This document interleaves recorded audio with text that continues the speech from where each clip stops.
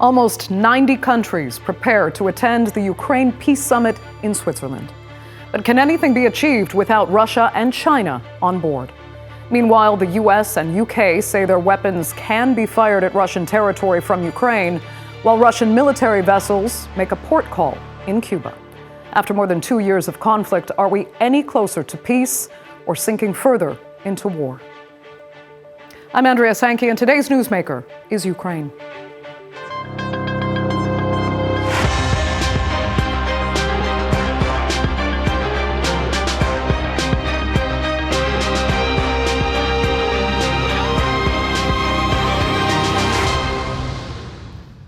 Well, some of it may amount to rhetoric, but with threats coming from both sides and an upcoming peace conference being snubbed by key parties, the war in Ukraine looks set to continue. It's a frightening prospect after 28 months, but even more frightening is that it could still get worse. Nevertheless, a Ukraine recovery conference has wrapped up in Germany, which has to assume there's a point to work from on reconstruction. Here's a look now at where Ukraine stands and if there's any hope for diplomacy. This is the scale of the challenge facing Ukraine, with or without a peace deal with Russia. It's a town in the Kharkiv region, close to the Russian border, that's been reduced to rubble. And it's one of hundreds that at some point will need to be entirely rebuilt. On Tuesday, representatives from 60 countries met in Berlin to discuss Ukraine's recovery. President Zelensky aims to secure financial pledges and solidify its position as a future member of the European Union. The European Commission President Ursula von der Leyen hailed Ukraine's progress towards EU accession and reiterated the bloc's support. Putin must fail and Ukraine must prevail.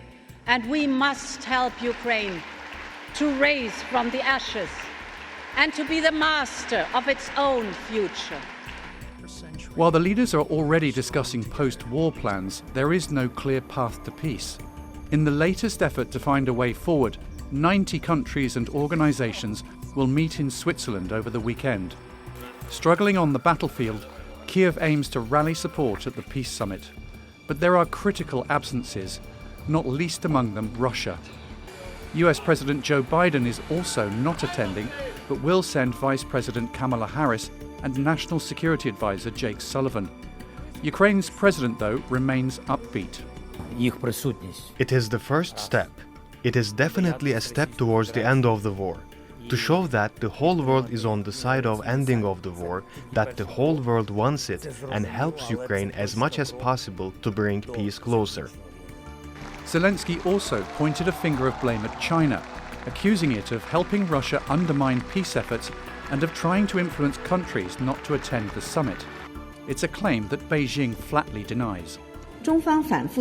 China has repeatedly emphasized that the peace summit should have the three important elements of acceptance by the Russian and Ukrainian sides: equal participation by all parties and fair discussion of all peace proposals. And it is difficult for China to participate in the conference precisely because we believe that the summit may not be able to realize these 3 points. Switzerland says the conference is not an endgame, but aims to find a roadmap for a peace process in which both warring parties are eventually involved. There won't be a peace process without Russia. I think that's an illusion and it should be clearly stated. So the question is not whether Russia will be on board, but when, starting at which moment. In a further development, a growing number of Western countries have recently allowed Ukraine to use their missiles to strike targets inside Russian territory. It's a move that's enraged Moscow, who then accused NATO members of provoking the conflict and issued a warning that it could begin arming enemies of the West in response. And once again, President Vladimir Putin talked about the possibility of using tactical nuclear weapons in Ukraine. The use of nuclear weapons is possible precisely in exceptional cases, in the event of a threat to the sovereignty and territorial integrity of the country. I do not believe that such a case has arisen, and there is no such need. But this is a doctrine, this is a living instrument, and we carefully watch what is happening in the world around us, and we do not rule out making some changes to this doctrine. Just days after those words, Russia and Belarus began the second stage of tactical nuclear weapons drills. With all sides increasing their rhetoric and flexing their military muscles, peace in Ukraine is still a long way off. So, could Russia's war on Ukraine expand, or can the flurry of diplomacy over the course of this week turn the tide toward a peaceful solution? Joining me now to debate that and more are, from Moscow, political analyst Viktor Olevich, from New York, Director of Communications at the Ukrainian Congress Committee of America, Andrij Dobriansky, and from Berlin, Editor-in-Chief of BNE IntelliNews, Ben Aris. Thanks all so much for being with me. Andrij, let's begin with the Ukraine Recovery Conference that just wrapped up in Germany. Many are asking if it's been premature because there is no peace agreement in sight yet, or is this more about Ukraine's allies just looking to send a message to Moscow saying, we are as united as ever? I'm just going to say that when I was on the ground in Ukraine in March of 2022, the Ukrainians over there were saying it's time to start thinking about what happens afterwards. And primarily that's because you can't have a recovery or a post-war economy without thinking of it in advance of any kind of peace negotiation. So just like everything else in the world, business has to function separately from government negotiations, and individuals are already investing heavily in Ukraine. So doing this in the sense of a conference has been something that Ukraine has been in the front of doing. It has shown the world that it is ready to interact with other governments, other public-private partnerships, trying to make sure that they see a future for themselves, because without additional outside investment, a country as large as Ukraine, as fundamentally tied into economic structures like Ukraine, cannot succeed in the long run. Fair enough. But Ben Aris, let me ask you this. The head of Ukraine's reconstruction agency actually resigned the day before the recovery conference kicked off, saying that the ministry really is riddled with kind of questionable bureaucracy. Some saw that as, i.e. corruption. So is there an issue with aid being misspent and fostering corruption? And how damaging is his resignation and the attention to that for Ukraine's image, really, in all this? He was complaining that he asked for permission to join the conference in Berlin, here in Berlin, and was denied that. And he was complaining about the bureaucracy. The infrastructure minister was sacked a few months ago, and he's complaining that that's created a sort of logjam within the ministry and the reconstruction effort that's already started. But look, the government's under enormous pressure. They're fighting a rearguard action against an intensified Russian attack. The budget is running in a deficit. The American partners were very late in passing the latest $61 billion, and they're trying to keep the lights on because the Russians have targeted and largely destroyed at least half of Ukraine's generating capacity. And this is ahead of the winter, where they don't have enough power to get through. So it's a very, very difficult situation, and it's not a good look that the minister resigned. And there have been constant allegations, questions, and corruption scandals. So it remains a problem in Ukraine. But Zelensky's been very clear about understanding and fighting against the corruption. He launched an anti-oligarch law. He's introduced all sorts of legislation. They've relaunched the electronic declaration system. The government, the bureaucrats were pushing for that to remain anonymous and secret, but Zelensky put it out into the public. So things are going ahead, but Ukraine has a lot of institutional problems to deal with, even before the war started, that it's still grappling with, in addition of trying to fight this war against Russia, which is at the moment going very badly. Yeah, it's interesting though, and I'll turn to Viktor with this, because Ursula von der Leyen has said now at this conference that Ukraine has met all EU accession requirements and that membership talks should begin by the end of this month. How does Moscow view that, Viktor? Do they see it as a provocation? Well, actually, Moscow's position is that Ukraine can join the EU if it wants to, but should not be able to join NATO. NATO is regarded as a hostile military alliance, military organization, and Russia does not want the Ukrainian territory to be used by NATO or to be encompassed by the NATO alliance. As far as Ukraine's EU initiatives, Moscow actually does not believe that full-fledged EU membership is on the table for Ukraine at this point. It's something that EU officials and the EU bureaucrats use essentially to bring the Ukrainian population as a carrot that hangs in front of the Ukrainian population, in front of those fighting on the Ukrainian side, so that they believe that if they win or if they reach some sort of a positive conclusion for themselves, then they will be accepted as a full-fledged member of the EU. But no victory is in sight for Ukraine, and at this point it just remains talk. Okay. We know that Turkey, for example, has been a candidate EU member since 1999. Mm-hmm. So 25 years have passed since Turkey has become a candidate for full EU membership. And you think it could be equally long for Ukraine? Okay. Andrij, let me ask you this, though. The Ukraine Recovery Conference just wrapped up. The G7 summit is getting started in Italy, and the Ukraine Peace Summit now is scheduled for this weekend. Russia and China, however, are not involved in any of those meetings. So do you believe they can be truly effective in helping Ukraine by kind of turning the diplomatic tide maybe further against Moscow? Or is there a risk that this just strengthens Russia's resolve to continue in feeling that it is being kind of pushed into a corner against any potential Western partners, especially? By Russia's resolve, I assume you mean the ravings of a madman. Yeah. I don't really ascribe that to the whole of the country, not understanding where this war came from. For those of us who saw the war coming, all this work that has been done since that time, you mentioned all these incredible diplomatic happenings this week, and there has been an enormous amount of work to get to this point. They didn't just come out of nowhere. It's not like this is the first day that these diplomats are talking amongst each other. So what the peace conference is going to demonstrate is not only how many countries are still interested in upkeeping international law, and making sure that international borders are recognized and upheld.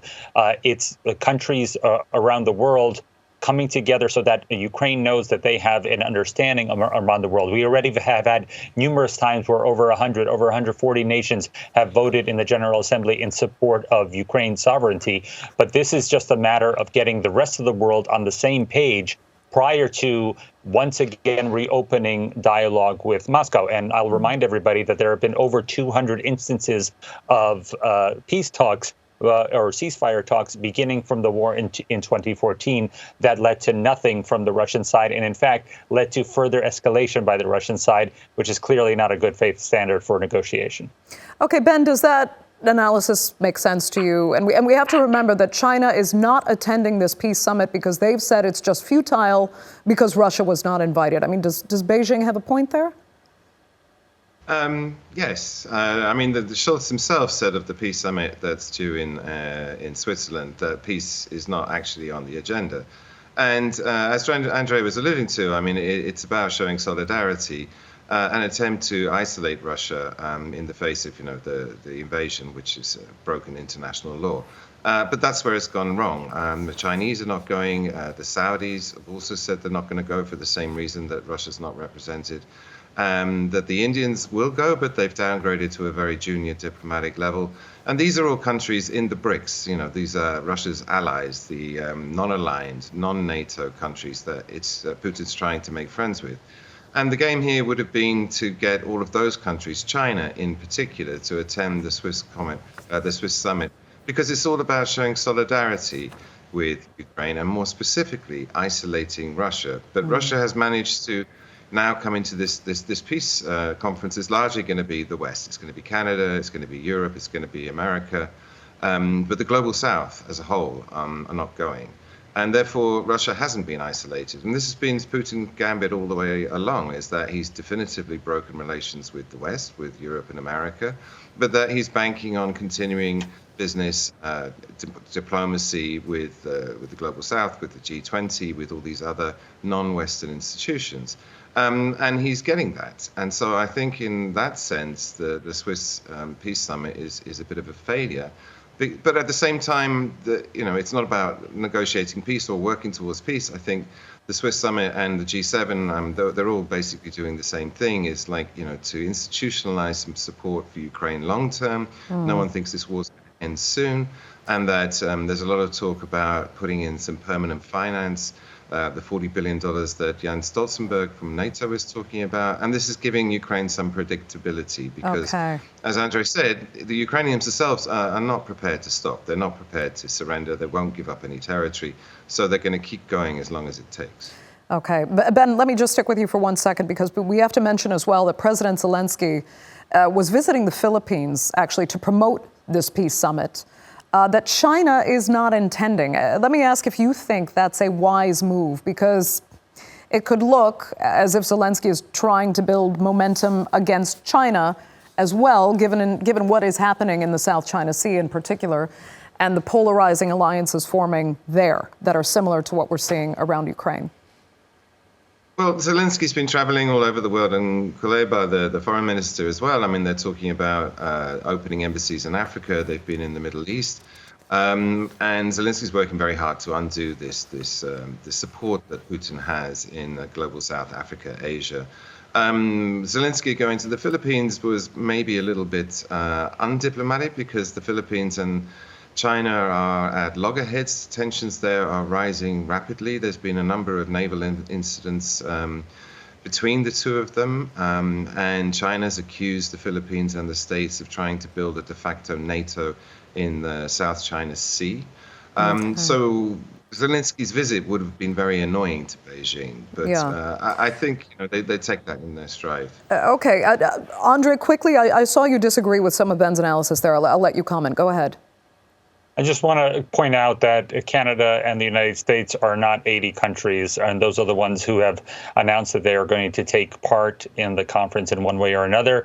Saudi Arabia already hosted one of the summits prior to this, and it is not a Western-led effort. It is an international effort. Why the Philippines were approached is because there is an international dispute about international borders. They might be maritime borders, but they are borders. And that is why Ukraine is reaching out to a whole number of countries, those who want to make sure that international borders are respected, because as numerous African countries have mentioned since the start of Russia's invasion in 2022, African countries did not set their borders. Those were set upon by colonial actors, but it is in the interest of all countries to make sure that international borders are respected. Okay. Victor, let me come to you, because I'd like to ask something semi-related here that it may play a factor in the escalation that we have been seeing. Because more hawkish analysts have said that Russian naval vessels, some of them nuclear, arriving in Cuba right now is quite reminiscent of the Cuban Missile Crisis, and that is done by design by Moscow. Is that true? What do you make of their arrival? Just routine naval exercises, or is there a message here? Look, Cuba is an ally, is a strategic partner of Russia, has been a partner of Russia for decades, since the 1960s, and Russian naval vessels have arrived in Cuban ports for decades. There is really no danger from that to the United States or its allies. But it must be said that one of the least liked phrases in the English language is, "it is what it is." And in the Ukrainian-Russian conflict at this point, it is what it is for both sides. For Ukraine may not like the results that it's getting in the front lines. It's extremely unlikely that it is going to be able to recapture Donbas, the territories in Donbas that it has lost, or Crimea, or the territories in the south. It's also unlikely that in the coming weeks and months, Russia is going to take over all of Ukraine. So what remains is the possibility of compromise. The only way for this military conflict to end is through compromise. And compromise can only be achieved through direct negotiations. Negotiations between Russia and the United States, negotiations between Russia and Ukraine. Of course, a so-called peace conference that is being held, is going to be about to be held in Switzerland, where Russia, which is one of the sides to the Russian-Ukrainian conflict, is not a participant, cannot be a peace conference. Peace is not going to be discussed. You cannot have a peace formula that is totally unacceptable to one of the two sides of the conflict. It's unworkable. So at this point, the real purpose of the conference is to essentially prolong the Russian-Ukrainian conflict. Every war, every conflict ends at some point, and the Russian-Ukrainian war is going to end at some point too. But in order for that to happen, both sides have to sit at the negotiating table and be able to compromise. Logical, yes. There was an attempt to negotiate and to compromise in Istanbul in 2022. The Russian and the Ukrainian side sat down at the table, first in Belarus, then in Turkey. But then that agreement was scuttled, and it was scuttled to some degree because of the pressure and the advice against the agreement that the Ukrainian side got from Boris Johnson and from the British side, from the West. So Russia is willing to negotiate. Russia is open to negotiations.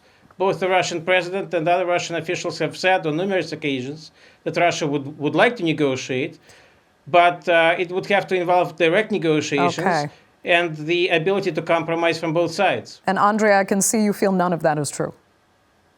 Of course, it's only criminal aligned sources who paint this narrative. People who were adamant that Russia wouldn't invade Ukraine. People who deny the fact that over 20,000 children have been forcibly taken from Ukraine. This is not a conflict between Russia and Ukraine. This is a war against Ukraine by Russia on Ukrainian territory. And for that reason, it has international implications and implications as far as international rule of law. This is why the rest of the world is very interested. And one of the first things they're going to talk about at the Peace Summit is the fact that the Zaporizhzhia nuclear power plant is currently and continues to be under attack, and that there should be an international agreement that we cannot have nuclear power plants under siege on a regular basis in the world. That has to be underscored by all international parties. And that's why it's important to get international parties together, not so much capitulating to a foreign invader who has committed numerous war crimes to the extent that the leader of that country is under warrant by the ICC. Okay. Ben, we're down to our last 2.5 minutes. So I have one last question, 3 minutes actually. I have one last question really for you. Because as we talk about this, the potential for the world to be pulled further into this conflict, we're hearing a lot of talk from both sides, actually, that we're inching toward World War III. Do you think Russia is using that line, in a sense, maybe to its strategic advantage, by letting it kind of induce fear that could turn public opinion against even defending Ukraine? Well, Putin's regularly rattled his nuclear saber. I mean, they just announced yesterday or today that they're going to the second phase of the nuclear missile exercises together with Belarus that he launched after the comments from Macron were saying that maybe some NATO troops as trainers could be put on the ground in Ukraine. And then after that, we had the permission by Biden recently for Ukraine to use American-supplied missiles to strike targets inside Russia. Again, Russia's attacking Kharkiv from the Russian side of the border, and because of the ban that there was on using NATO-made missiles inside Russian territory proper, they were doing that with impunity. And your Cuban fleet, the Russian Navy going to Cuba, is another example of what we're seeing is a slow escalation by stages. Ryabkov, the deputy foreign minister, right back in 22, when the negotiations were going on, brought up the possibility of Russia putting arms into Cuba, recreated the Cuban Missile Crisis. And now we've seen this series of escalations on both sides. It's another card that Russia's playing by sending some navy to Cuba, suggesting that they could do that. And Putin himself said that if you continue to supply Ukraine with missiles, then why don't we supply our allies? Not saying who they were, but he's looking at Cuba, he's looking at Iran, he's looking at the Houthis. down in the Red Sea. And we're seeing all these escalations. And I think we're being pulled into it because there is no attempt to have that dialogue. I mean, there was the Istanbul agreement that nearly stopped the war after a month, and it didn't go anywhere. Putin said repeatedly he's willing to on the format that was already laid out. However, he also insists, he made it quite clear that he wants to hang on to all the territories that he's captured, which is to all Ukrainians, so that's not going to happen. And until there is a real beginning to some sort of dialogue, I'm afraid that these escalations might go on, and we get to some red line, some tipping point where we could fall into World War III. I mean, it's a very distinct possibility now, and we're getting closer and closer to it. Okay, Ben Aris, that will unfortunately have to be the final word for this edition of The Newsmakers. I'd like to thank all three of my panelists really so much for being with us. Our viewers, of course, for joining us as well. Remember, you can follow us on X, and do be sure to subscribe to our YouTube channel. I'm Andrij Dobriansky. We'll see you next time.